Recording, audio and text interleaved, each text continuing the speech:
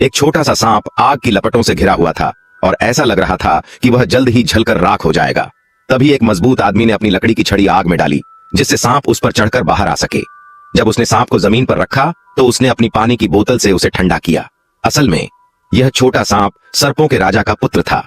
अपने प्राण बचाने वाले इस व्यक्ति का आभार जताने के लिए वह उसे सांपों के राजा से मिलवाने ले गया। आदमी ने अपनी भेड़ों को छोटे गधे की देखभाल में छोड़ दिया और खुद उस छोटे सांप के साथ चल पड़ा। वे नदी के किनारे चलते रहे और आखिरकार एक घने जंगल में पहुंचे। अचानक सांप एक बड़ी चट्टान के नीचे चला गया और आदमी से कहा कि वह चट्टान हटाकर नीचे बने गुफा में प्रवेश करे। बिना किसी संकोच के आदमी ने अपनी छड़ी से चट्टान हटाई और पाया कि वास्तव में वहां एक गुफा थी जिसमें सीढ़ियां बनी हुई थीं। वह उन सीढ़ियों से नीचे उतरता गया। अचानक एक तेज रोशनी उसकी आंखों पर पड़ी, जिससे वह कुछ पल के लिए अंधा हो गया। जब उसकी आंखें रोशनी के अनुकूल हुईं, तो उसने देखा कि उसके सामने हीरे से बनी हुई घास फैली हुई है। उस घास को पार करने के बाद वह एक भव्य महल के सामने पहुंचा। महल के द्वार पर दो विशाल अजगर पहरा दे रहे थे।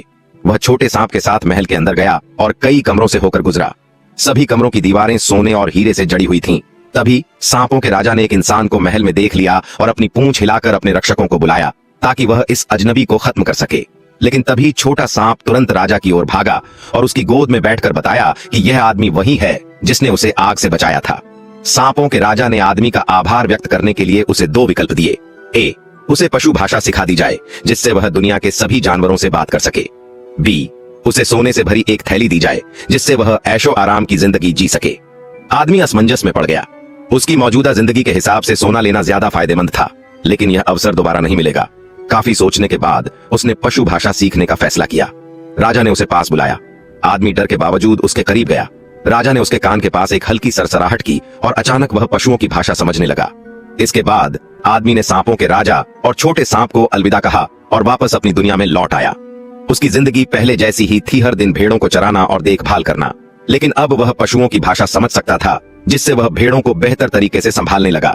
एक दिन जब वह एक पेड़ के नीचे बैठा सोने की थैली न लेने के फैसले पर पछता रहा था, उसने ऊपर से दो चिड़ियों को बातें करते सुना। एक चिड़िया ने कहा, अगर यह आदमी जानता होता कि इस पेड़ के नीचे खजाना दबा हुआ है तो यह अब तक शादी कर चुका होता। यह सुनकर आदमी तुरंत उठा, अपने पशुओं को वापस भेजा और रात के समय कुल्हाड़ी लेकर उस पेड़ के पास पहुंचा। उसने पूरी ताकत से पेड़ को काट डाला और जमीन खोदनी शुरू की। जल्द ही उसे सोने से भरी एक बड़ी टोकरी मिल गई। खुशी से झूमते हुए उसने इन सिक्कों से एक बड़ा महल खरीदा, अपनी पसंद की लड़की से शादी की और उनके दो बच्चे हुए। इसके बाद उसने एक समृद्ध और खुशहाल जीवन जिया